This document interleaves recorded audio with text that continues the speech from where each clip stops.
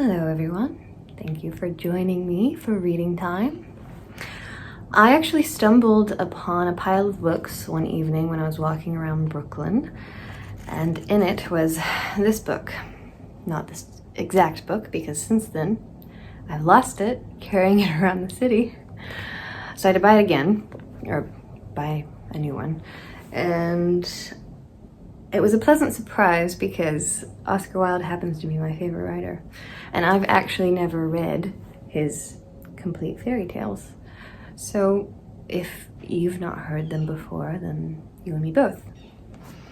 So I'm gonna start off this series reading an Oscar Wilde fairy tale, specifically The Young King. Okay. The Young King. The Young King. To Margaret, Lady Brooke. It was the night before the day fixed for his coronation, and the young king was sitting alone in his beautiful chamber.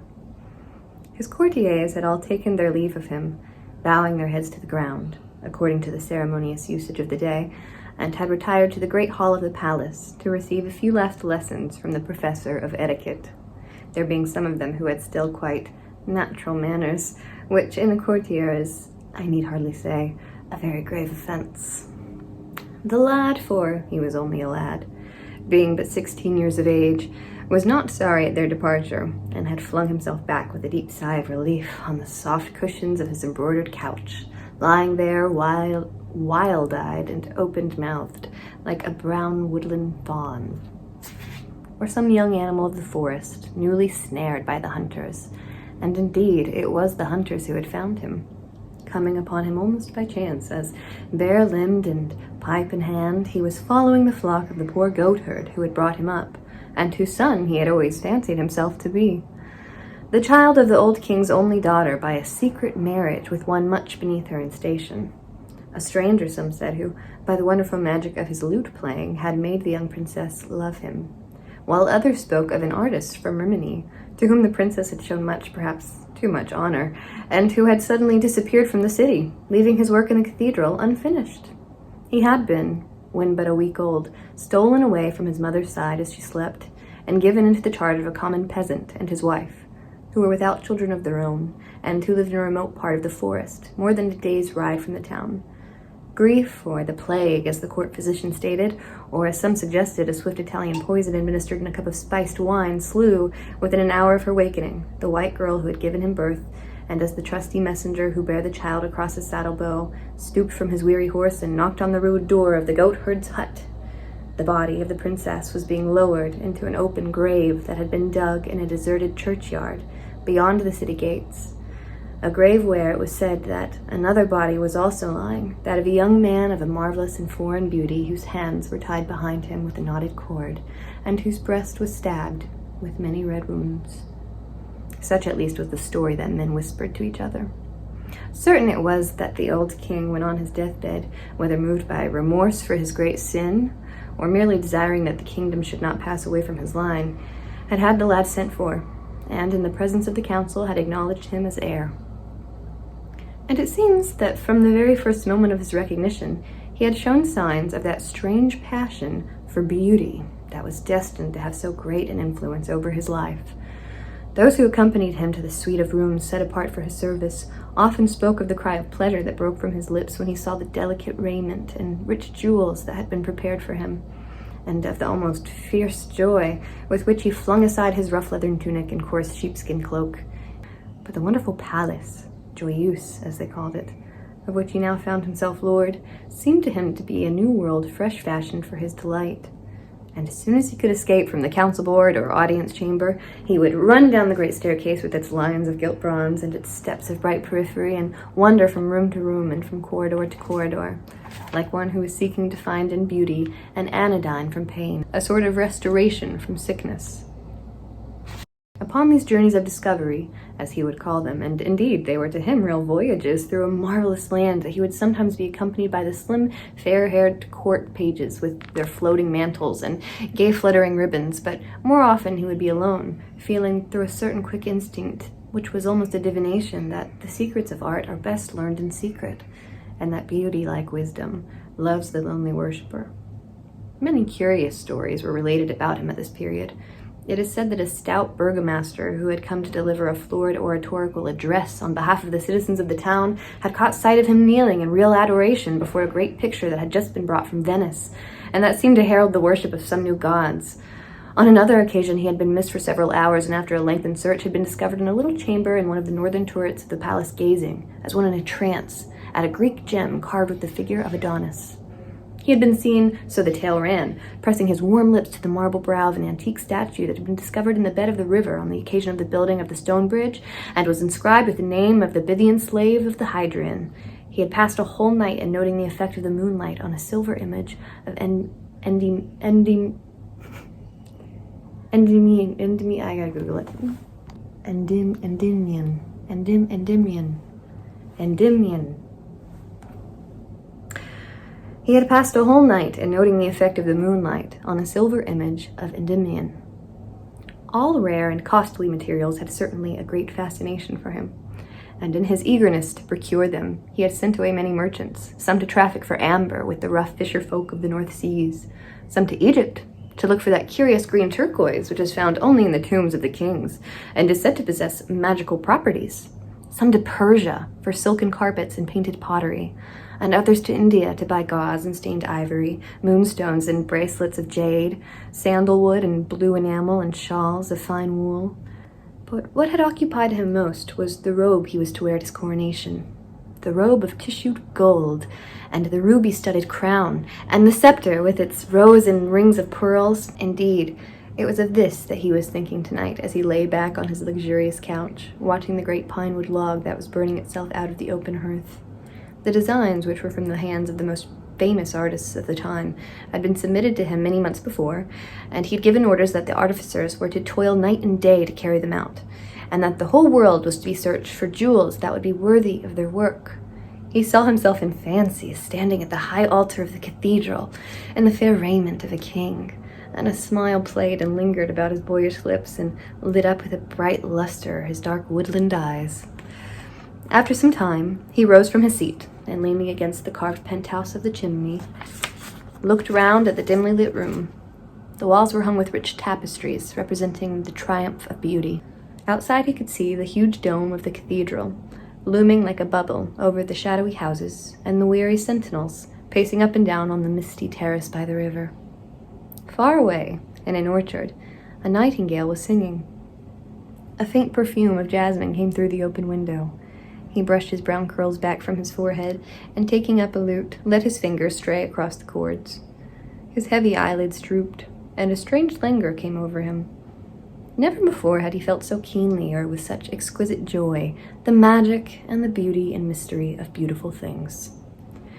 When midnight sounded from the clock tower, he touched a bell, and his pages entered and disrobed him with much ceremony, pouring rose water over his hands and strewing flowers on his pillow. A few moments after that they had left the room, and he fell asleep. And as he slept, he dreamed a dream, and this was his dream. He thought that he was standing in a long, low attic amidst a whir and clatter of many looms. The meager daylight peered in through the grated windows and showed him the gaunt figures of the weavers bending over their cases.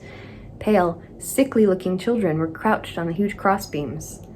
As the shuttles dashed through the warp, they lifted up the heavy battens, and when the shuttles stopped, they let the battens fall and pressed the threads together. Their faces were pinched with famine, and their thin hands shook and trembled. Some haggard women were seated at a table sewing. A horrible odor filled the place. The air was foul and heavy, and the walls dripped and streamed with damp. The young king went over to one of the weavers and stood by him and watched him. And the weaver looked at him angrily and said, "Why art thou watching me? Art thou a spy, set on us by our master?" "Who is thy master?" asked the young king. "Our master," cried the weaver bitterly. "He is a man like myself.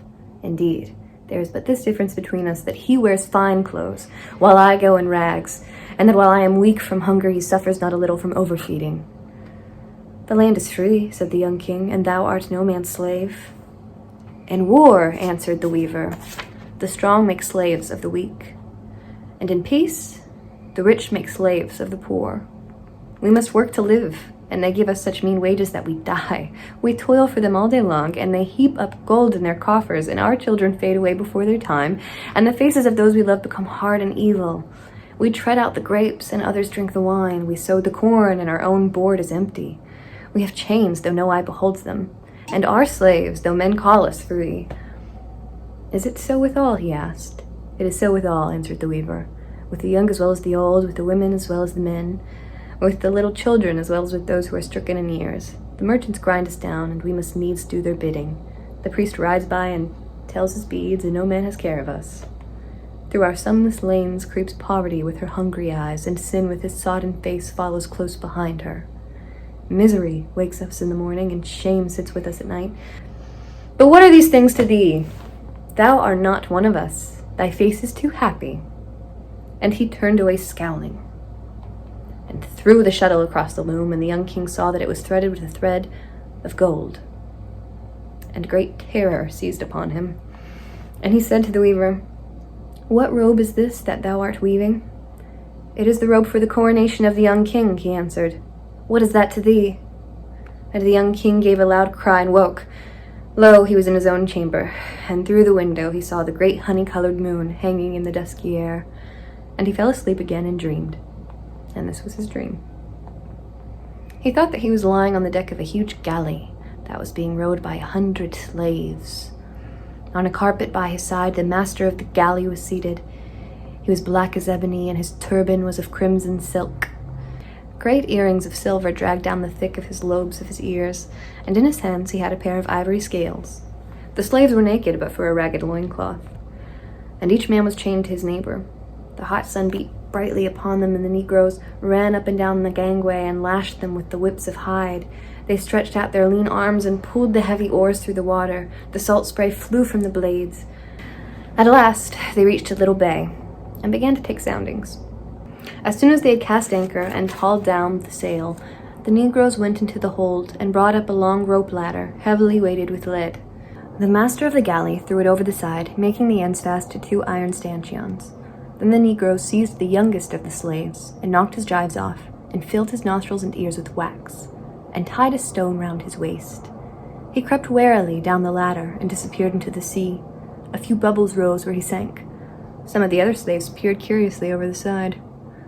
At the prow of the galley sat a shark charmer, beating monotonously upon a drum. After some time, the diver rose up out of the water and clung panting to the ladder with a pearl in his right hand. The negroes seized it from him and thrust him back. The slaves fell asleep over their oars. Again and again he came up, and each time that he did so he brought with him a beautiful pearl. The master of the galley weighed them and put them into a little bag of green leather. The young king tried to speak, but his tongue seemed to cleave to the roof of his mouth, and his lips refused to move. The negroes chattered to each other and began to quarrel over a string of bright beads. 2 cranes flew round and round the vessel. Then the diver came up for the last time, and the pearl that he brought with him was fairer than all the pearls of Ormuz, for it was shaped like a full moon, and wider than the morning star. But his face was strangely pale, and he fell upon the deck, and as he did, blood gushed from his ears and nostrils. He quivered for a little, and then he was still. The negroes shrugged their shoulders and threw the body overboard. And the master of the galley laughed, and reaching out, he took the pearl, and when he saw it, he pressed it to his forehead and bowed. It shall be, he said, for the scepter of the young king.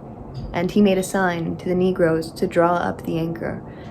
And when the young king heard this, he gave a great cry and woke. And through the window he saw the long gray fingers of the dawn clutching at the fading stars. And he fell asleep again, and dreamed, and this was his dream. He thought that he was wandering through a dim wood, hung with strange fruits, with beautiful poisonous flowers. The adders hissed at him as he went by, and the bright parrots flew screaming from branch to branch. Huge tortoises lay asleep upon the hot mud. The trees were full of apes and peacocks. On and on he went till he reached the outskirts of the wood, and there he saw an immense multitude of men toiling in a bed of dried-up river. They swarmed up the crag like ants. They dug up deep pits into the ground and went into them. Some of them cleft the rocks with great axes. Others grabbled in the sand. They tore up the cactus by its roots and trampled on the scarlet blossoms. They hurried about, calling to each other, and no man was idle. From the darkness of a cavern, death and avarice watched them. And Death said, "I am weary. Give me a third of them and let me go." But Avarice shook her head. "They are my servants," she answered. And Death said to her, "What hast thou in thy hand?" "I have 3 grains of corn," she answered. "What is that to thee?" "Give me one of them," cried Death, "to plant in my garden, only one of them, and I will go away." "I will not give thee anything," said Avarice, and she hid her hand in the fold of her raiment.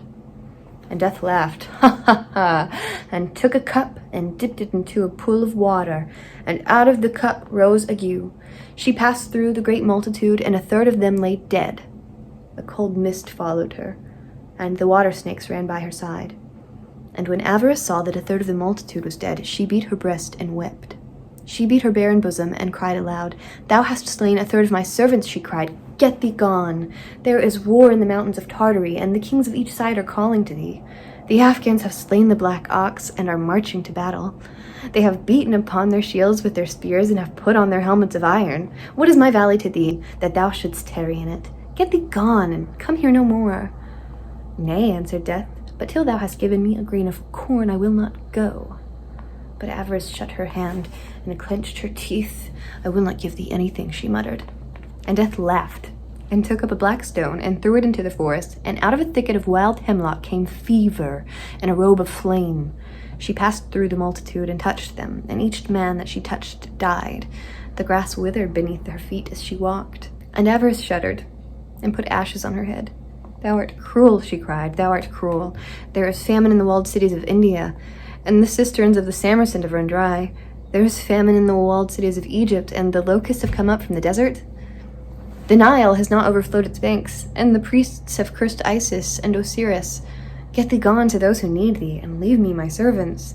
"Nay," answered Death, "but till thou hast given me a grain of corn, I will not go." "I will not give thee anything," said Avarice. And Death laughed again, and he whistled through his fingers, and a woman came flying through the air. Plague was written upon her forehead, and a crowd of lean vultures wheeled round her. She covered the valley with her wings, and no man was left alive. And Avarice fled, shrieking through the forest, and Death leaped upon his red horse and galloped away, and his galloping was faster than the wind.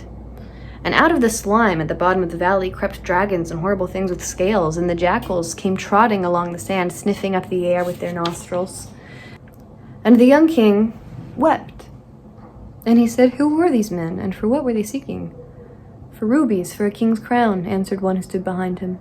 And the young king started, and turning around he saw a man habited as a pilgrim, and holding in his hand a mirror of silver. And he grew pale, and said, "For what, king?" And the pilgrim answered, "Look in this mirror, and thou shalt see him." And he looked in the mirror, and seeing his own face, he gave a great cry and woke. And the bright sunlight was streaming into the room, and from the trees of the garden the pleasaunce of the birds were singing. And the chamberlain and the high officers of state came in and made obeisance to him. And the pages brought him the robe of tissued gold, and set the crown and scepter before him. And the young king looked at them, and they were beautiful. More beautiful were they than aught that he had ever seen. But he remembered his dreams, and he said to his lords, "Take these things away, for I will not wear them." And the courtiers were amazed, and some of them laughed, for they thought that he was jesting. But he spake sternly to them again and said, "Take these things away, and hide them from me. Though it be the day of my coronation, I will not wear them. For on the loom of sorrow, and by the white hands of pain, has this my robe been woven. There is blood in the heart of the ruby, and death in the heart of the pearl." And he told them his 3 dreams. And when the courtiers heard them, they looked at each other and whispered, saying, "Surely he is mad. For what is a dream but a dream, and a vision but a vision? They are not real things, and no one should heed them. And what have we to do with the lives of those who toil for us? Shall a man not eat bread till he has seen the sower, nor drink wine till he has talked with the vine dresser?" And the chamberlain spake to the young king, and said, "My lord, I pray thee set aside these black thoughts of thine, and put on this fair robe, and set this crown upon thy head. For how shall the people know that thou art a king if thou hast not a king's raiment?" And the young king looked at him. "Is it so? Indeed?" he questioned. "Will they not know me for a king if I have not a king's raiment?" "They will not know thee, my lord," cried the chamberlain. I had thought that there had been men who were king-like, he answered. But it may be as thou sayest. And yet I will not wear this robe, nor will I be crowned with this crown, but even as I come to the palace, so will I go forth from it. And he bade them all leave him, save one page, whom he kept as his companion, a lad a year younger than himself. He kept him for a service, and when he bathed himself in clear water, he opened a great painted chest, and from it he took a leathern tunic and rough sheepskin cloak that he had worn when he had watched the hillside shaggy goats for the goat herd. These he put on, and in his hand he took his rude shepherd's staff. And the little page opened his big blue eyes in wonder, and said, smiling to him, My lord, I see thy robe, and thy scepter, but where is thy crown? And the young king plucked a spray of wild briar that was climbing over the balcony, and bent it, and made a circlet of it, and set it on his own head. This shall be my crown, he answered. And thus attired, he passed out of his chamber into the great hall, where the nobles were waiting for him. And the nobles made merry, and some of them cried out to him, My lord, the people wait for their king, and thou showest them a beggar. And others were wrath, and said, He brings shame upon our state, and is unworthy to be our master. But he answered them not a word, but passed on, and went down the bright periphery staircase, and out through the gates of bronze, and mounted upon his horse, and rode towards the cathedral, the little page running beside him. And the people laughed, and said, It is the king's fool who is riding by, and they mocked him. And he drew rein, and said, Nay, but I am the king. And he told them his 3 dreams. And a man came out of the crowd, and spake bitterly to him, and said, Sir, knowest thou not that out of the luxury of the rich cometh the life of the poor? By your pomp we are all nurtured, and your vices give us bread. To toil for a hard master is bitter, but to have no master to toil for is bitter still. Thinkest thou that the ravens will feed us? And what cure hast thou for these things? Wilt thou say to the buyer, Thou shalt buy for so much, and to the seller, Thou shalt sell at this price? I trow not. Therefore go back to thy palace, and put on thy purple and fine linen. What hast thou to do with us, and what we suffer? Are not the rich and the poor brothers? Asked the young king. Aye, answered the man, and the name of the rich brother is Cain. And the young king's eyes filled with tears. He rode on through the murmurs of the people, and the little page grew afraid and left him. And when he reached the great portal of the cathedral, the soldiers thrust their halberds out and said, What dost thou seek here? None enters by this door but the king.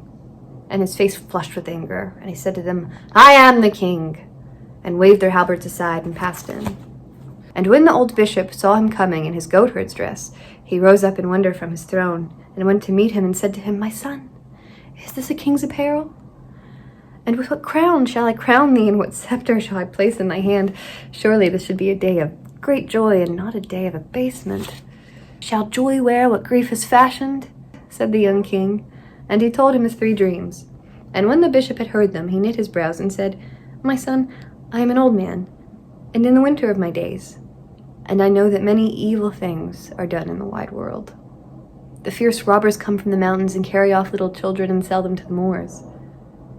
The lions lie in wait for the caravans, and leap upon the camels. Wild boar root up the corn in the valley, and foxes gnaw at the vines on the hill. Pirates lay waste the seacoast, and burn the ships of the fishermen, and take their nets from them. In the salt marshes live the lepers.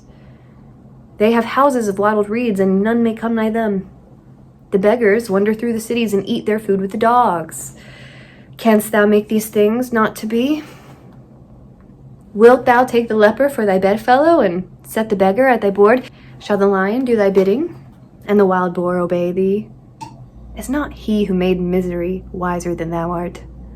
Wherefore I praise thee not for this that thou hast done, but I bid thee ride back to the palace, and make thy face glad, and put on the raiment that beseemeth a king.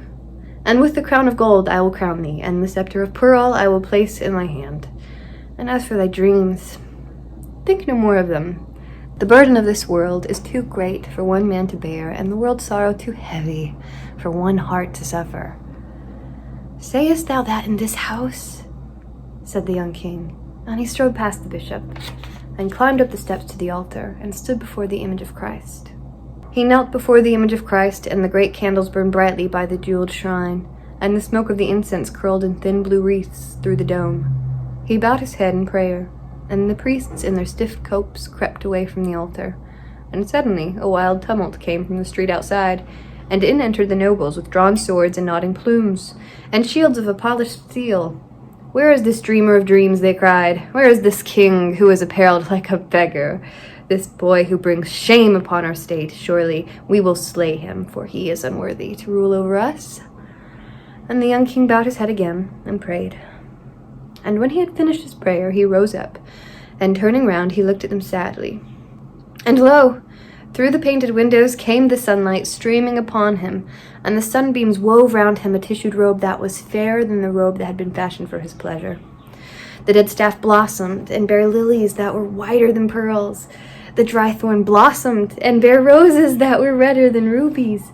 He stood there in a king's raiment, and the glory of God filled the place, and the saints in their carven niches seemed to move.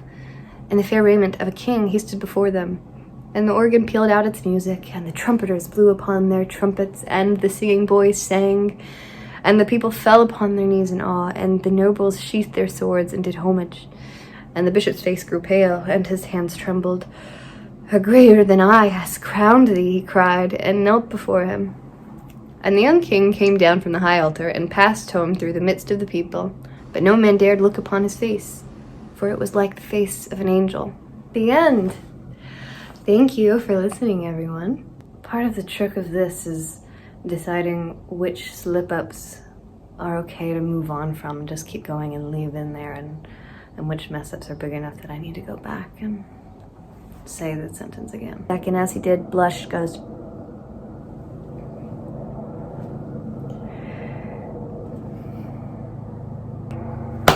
Why can I not say that sentence correctly? You know what I need? I need a clapper. Brilliant, Paige. Okay. And he drew rein and said, "Nay, but I am the king." I scared myself. Okay. I'd like to start that over. The soldiers thrust their halberds out and said, "Why am I crying? Well, it's cycle in my head, my hormonal cycle, that I'm crying right now." Okay. And he strode past the bishop and climbed up the steps of the altar. Paige, you can't cry. You can't read it and cry.